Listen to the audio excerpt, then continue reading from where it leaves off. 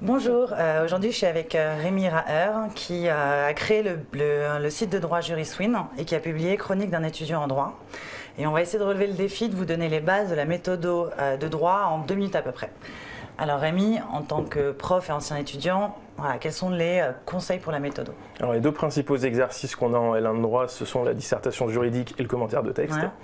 Donc il faut savoir que la méthode c'est très important. Moi, quand je note, c'est 7 à 9 points, c'est que des questions de forme, mais donc ça permet d'avoir la moyenne. Total, ok. Donc la première chose à faire, c'est une bonne introduction. Ouais. Au lycée, on a l'habitude de faire une introduction qui fait 10 lignes. En droit, l'introduction fait quasiment un tiers du devoir.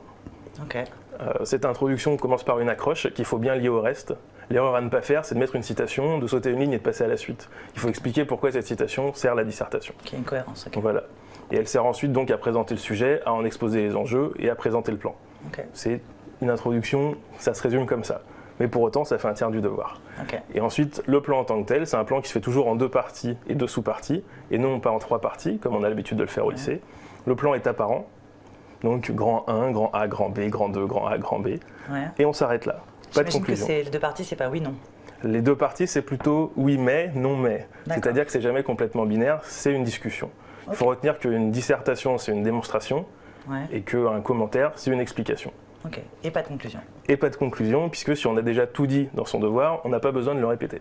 On espère que ces quelques conseils méthodos vous seront utiles. Merci beaucoup Rémi. Merci Julia. Salut.